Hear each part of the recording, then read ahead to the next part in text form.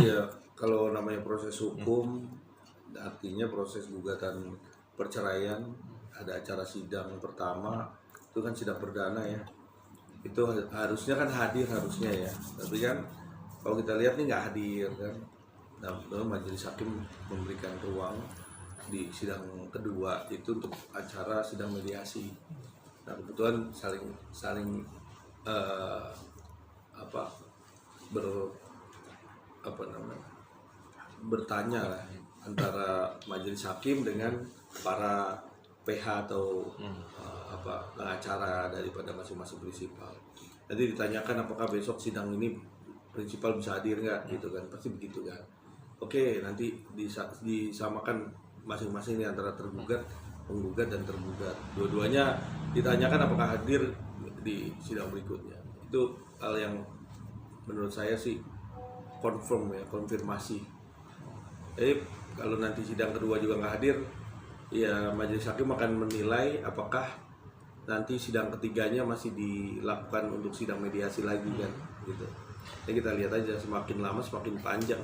Tapi kalau majelis hakim kira-kira udah nggak ada ruang lagi untuk bisa dilakukan sidang mediasi, ya lanjut proses sidang. Nanti pokok materi kan.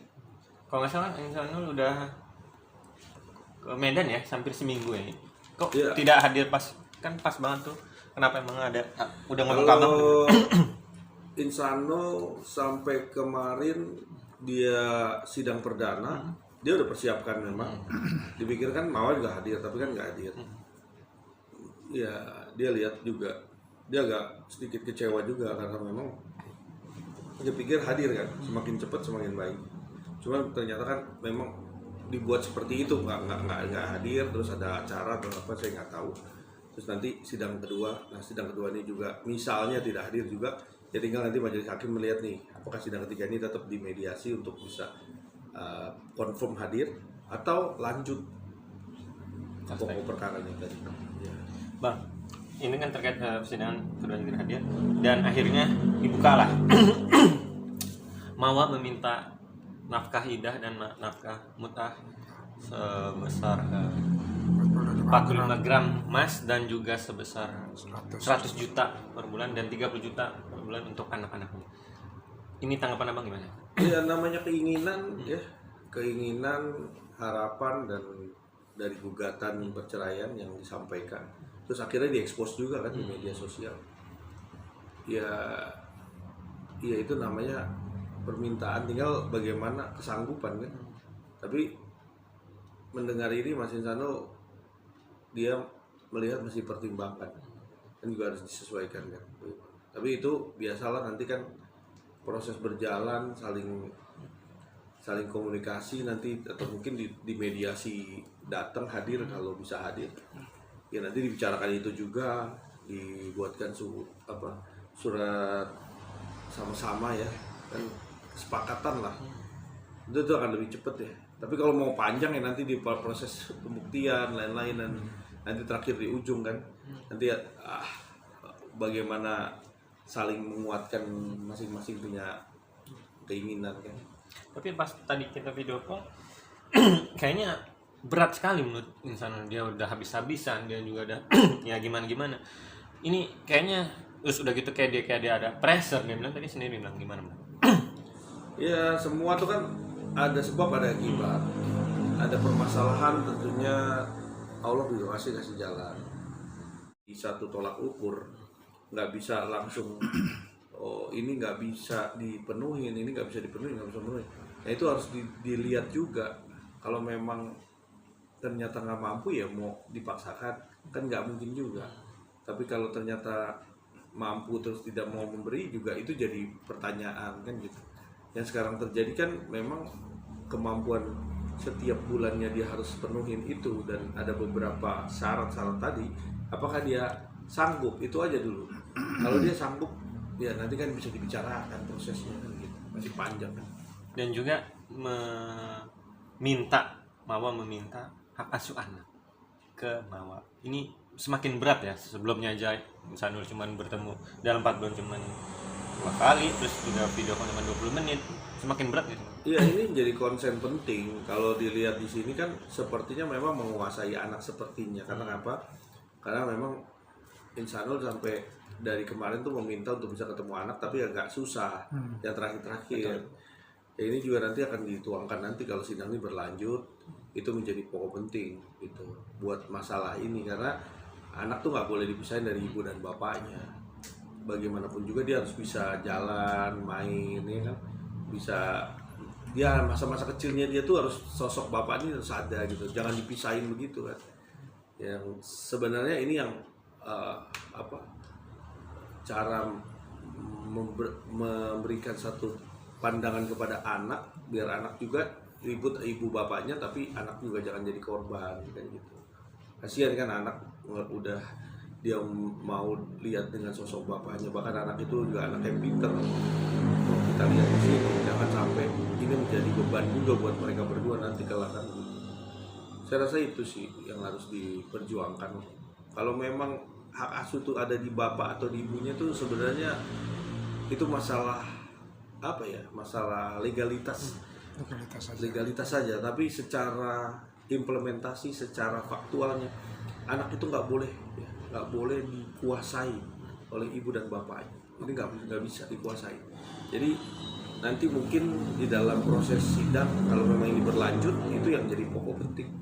Oke, artinya Insanul sendiri akan fight ya untuk urusan hak asuh anak. Pasti fight untuk bisa memperoleh hal-hal yang seperti itu, karena memang kalau kita lihat dari perjalanannya sulit sekali. Makanya ada beberapa hal yang kita juga sudah kumpulin, nanti juga mungkin habis lebaran kita sudah mau, ini masalah anak ya, karena kalau kita juga bisa melihat ya, anak tuh dia juga telepon mau ketemu agak susah.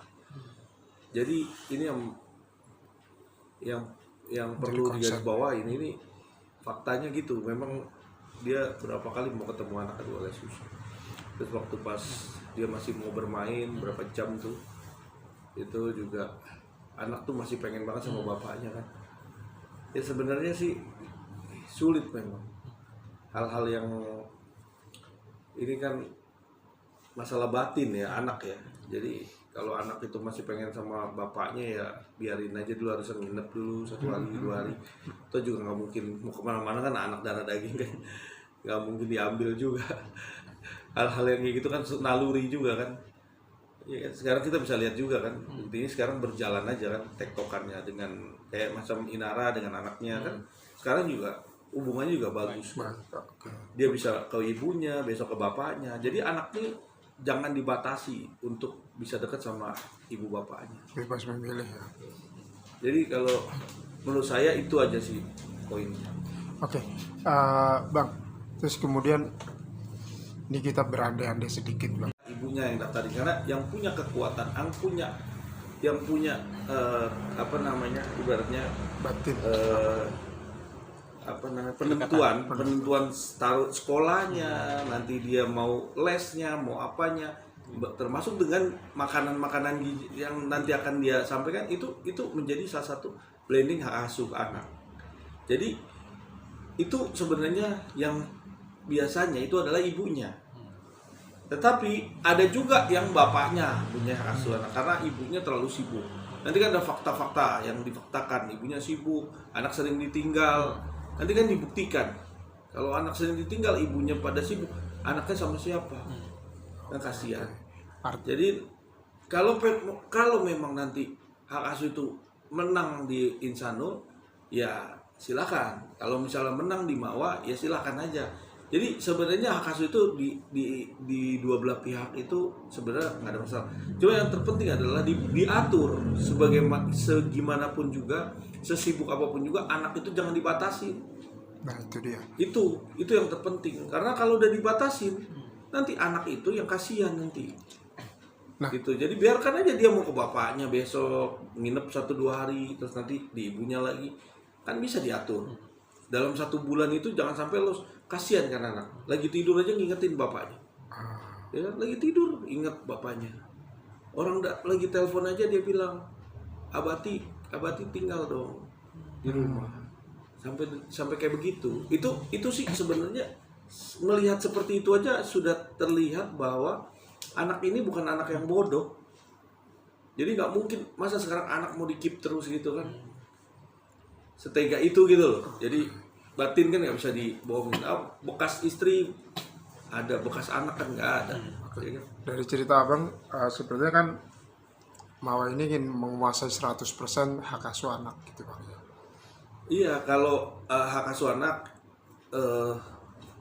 oke, misalnya diambil hak asuh anak, tetapi tidak menguasai anaknya seluruhnya. Harusnya seperti itu. Harus jadi kan dibagi aja waktunya. Orang bisa kok dibagi, kenapa sih? Sesibuk-sibuk, misalnya ibunya sibuk, bapaknya lagi nggak sibuk, kan bisa. Ini anaknya di sini dulu deh 1-2 hari, ntar diambil lagi. Dan buat apa sih? Emang ada blending bahwa anak itu pernah diambil atau dicuri atau apa, kan nggak ada ke arah sana kan, tentunya gitu. Jadi buat apa sih kayak ketakutan banget gitu kan? Kalau memang anak itu memang mau di bapaknya dulu kan boleh-boleh aja sebenarnya. Ya. Atau jangan-jangan itu menjadi bergening Mawa untuk keinginan Mawa yang dituntutkan ke si Insanul. Saya nggak tahu itu ada kepentingan apa ataupun ada hal-hal lain di balik itu. Saya nggak tahu. Nanti biarkan aja nanti waktu dan momen apa yang ada terjadi nanti terhadap ini anaknya. Karena kalau saya lihat anaknya tuh pengen banget bareng sama bapaknya. Maksudnya ya waktunya kurang lama lah, kan bisa diajak jalan-jalan. Insanul tuh sebenarnya pengen banget seperti itu, cuman kan dia tipikal orang yang ngebatin aja, nggak mau dia maksa-maksain terlalu ini kan. Tapi biarkan aja, nanti kita lihat aja seperti apa nanti ke depannya kan.